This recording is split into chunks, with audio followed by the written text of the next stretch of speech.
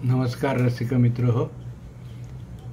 पारिवारिक जीवन, family life आजच्या वर्तमानातला असो किंवा आजपासूनच्या 25-30 वर्षापूर्वीचं असो, माणसाचे स्वभाव, माणसाची वृत्ती, माणसाचे वागणं, बोलण्याच्या पद्धती यामध्ये काही फारसा बदल झालेला नसतो असं तुम्हाला वाटावं अशी ही कथा मी सादर करतो की 25-30 वर्षापूर्वी मध्यमवर्गीयांचं पारिवारिक जीवन कसं होतं याची एक झलक तुम्हाला आजच्या नव्या पिढीतील माझ्या वाचक मित्रांना, दोस्तांना व्हावी आणि माझे समवयस्क असलेल्या मित्रांना त्या दिवसांची आठवण व्हावी अशी ही कथा आहे की पारिवारिक जीवनामध्ये माणसाच्या वागण्या बोलण्याचं महत्त्व किती असतं, ज्याचा परिणाम घराला भोगावा लागतो, परिवाराला भोगावा लागतो, माणसांना भोगावा लागतो. तर ही पारिवारिक कथा आहे. शीर्षक आहे जाणीव.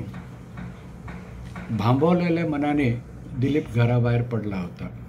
मोहिनीशी झालेले भांडण त्याला आठवले आणि त्याच्या मनाचा संताप अधिकच वाढला. नवरा बायकोचे भांडण म्हणजे चहातील पेल्याच्या वादळासारखं असायला पाहिजे. अगदी चटकन विसरून जाण्यासारखं ते भांडण असतं. पण मोहिनी आणि दिलीपमधली भांडणं आजकाल तीव्र स्वरूपाची भांडणे आहेत आणि ते काही केल्या मिटत नाही असं दिलीपला वाटत होतं. नोकरी असलेला नवरा म्हणजे सुरक्षित संसाराची हमी असते असं सर्वांना वाटण्याचे त्या काळातले हे दिवस होते. पण मोहिनीच्या घराचं तसं नव्हतं. कारण स्वतःचा स्वतंत्र व्यवसाय असणाऱ्या दिलीपच्या संसारात महिन्याची 1 तारीख म्हणजे पगार येण्याचा, पगाराचे पैसे येण्याचा दिवस नसायचा. मोहिनीला आपल्या बाबांचे घर आठवायचे. महिनाभर खर्चाची तोंड मिळवणी करताना आईबाबांची होणारी ओढाताण पाहतच ती मोठी झाली होती. आणि इकडे दिलीपच्या घरात आल्यावर मात्र या घरात पैसा येण्यासाठी पगाराची 1 तारीखच पाहिजे असा काही नियम नव्हता. पण असे असले तरी दिलीपबद्दल मात्र तिची तक्रार असायची. दिलीपला बायकोचं कौतुकच नाही ही तक्रार तिची कायम असायची. त्यामुळे वैतागलेला दिलीप तिला विचारायचा सुद्धा, मोहिनी मला एक सांग, बायकोचं कौतुक करायचं म्हणजे नेमकं काय करायचं, याची तुझी व्याख्या तू मला सांगशील का? रुसलेली मोहिनी म्हणायची, कौतुक करणारे मनच तुमच्याजवळ नाही तेव्हा तुम्हाला माझ्या मूडचं काय करणारे कप्पाड. जेव्हा पाहावं तेव्हा तुमच्या डोक्यात असतं नवीन टेंडर कधी भरायचं, बिलं किती राहिले भरायचे, नोकरांचा पगार कधी द्यायचा, जीपची दुरुस्ती करायची कधी पाठवायची, साहेबांच्या मीटिंगला केव्हा जायचं, साहेबांची भेट कधी घ्यायची, त्यांना पार्टी कधी द्यायची. एवढ्या तुमच्या बिझनेसच्या व्यापामध्ये बायकोचे कौतुक करायला तुमच्याजवळ वेळ तरी असतो का? आपल्याबरोबरची जोडपी पहा, तुमचे मित्रच आहेत ते सुद्धा, कसे जोडीने गोडीने फिरायला जातात, कधी पिकनिकला जातात, आनंदात जगतात आणि तुम्ही एकटेच बाहेर पडता नेहमी. कशासाठी? भंगार खरेदी करण्यासाठी, सिमेंटचे ऑर्डर देण्यासाठी. माझ्या मनात तुमच्यासाठी जागा, तुमच्या मनात माझ्यासाठी जागा तरी आहे का? मोहिनीच्या या साऱ्या प्रश्नांना आपल्याजवळ समाधानकारक उत्तर नाही हे दिलीपला कबूल करावं लागेल. अनेकदा पक्क ठरवून तो कार्यक्रम ठरवायचा आणि मोहिनीला खुश करून टाकू असे स्वप्नही पाहायचा. पण त्याच्या कामाचे स्वरूपच असं गंभीर झालेलं होतं की त्यात अशा भावनांना स्थान देण्याचा त्याचा प्रयत्न अतिशय केविलवाणा ठरू लागे. मग त्याच्या अशा वागण्यानेच दिलीप आणि मोहिनीच्या संसारात असमाधानाचे सावट पसरलेले होते.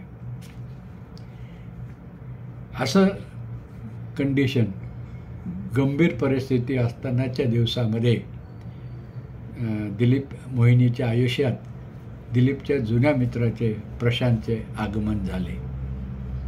दिलीपला मागच्या महिन्यातीलच एक घटना आठवत होती. हा प्रशांत म्हणजे सरकारी नोकरी असलेला माणूस. हा घड्याळाकडे पाहून काम करायचं. एकदा ऑफिसच्या बाहेर पडलं की पुन्हा दुसऱ्या दिवशी सकाळी ऑफिसचं तोंड पाहणारा. या प्रशांतचा संसार, त्याच्या घरातील स्वतंत्रपणा पाहून मोहिनी अधिकच बिथरून गेली. घरी आल्या आल्या दिलीपला ती म्हणाली, जरा बघा तुमचे मित्र कसे छान आयुष्य जगत आहेत. आज नाटक, उद्या पिक्चर, कधी हॉटेलात पार्टी तर कधी बागेत पिकनिक. अगदी मनाप्रमाणे ठरवतात तसे करतात, तसे वागतात आणि मजा करतात. आणि तुम्हाला मात्र असे वागणे कधी सुचत तर नाहीच, पण जमतसुद्धा नाही. माझंच नशीब फुटकं म्हणायचं आणि गप्प बसायचं. मोहिनीच्या या अशा अवताराने दिलीप हैराण झाला. त्याचे डोके भणाणून गेले. प्रशांत, त्याची बायको आणि 2 मुले अशा चौकोनी कुटुंबाला कशाची आली अडचण?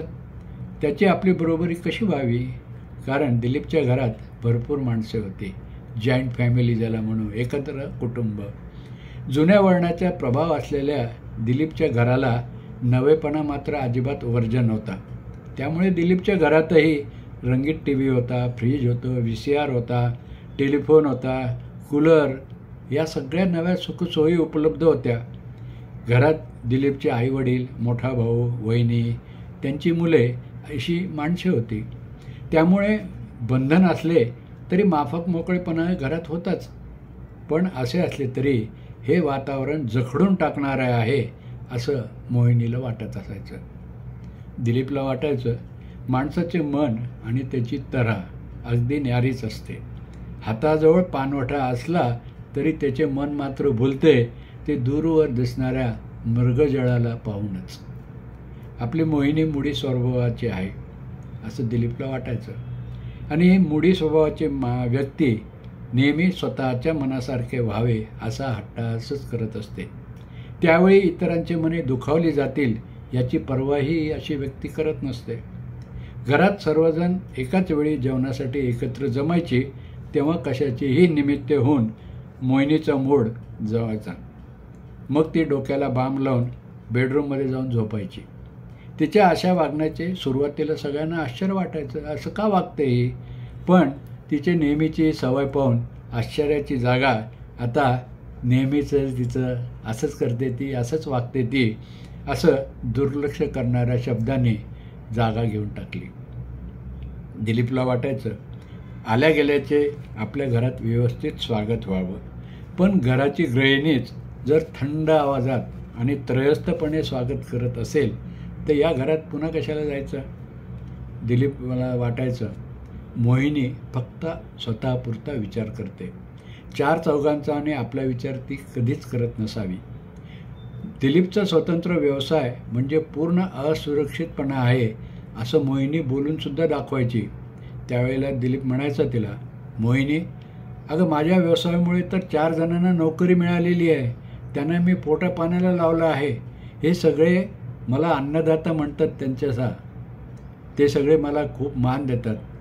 आणि माझ्या घरात मात्र प्रत्यक्ष माझ्या बायकोलाच माझ्या कमाईवरचा विश्वास नाही.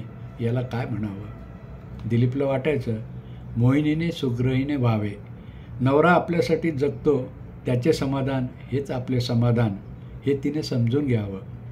एखाद्या गोष्टीची जाणीव झाल्याने व्यक्ती पूर्णपणे बदलत असते असं म्हणतात. मग आपल्या मोहिनीला अशी जाणीव का होत नसावी?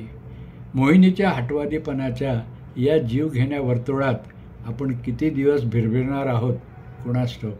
दिलीप स्वतःलाच हा प्रश्न पुन्हा पुन्हा विचारत होता. मोहिनीला जाणीव केव्हा होणार याची. कथा कशी वाटली? आपले अभिप्राय कॉमेंट जरूर द्या.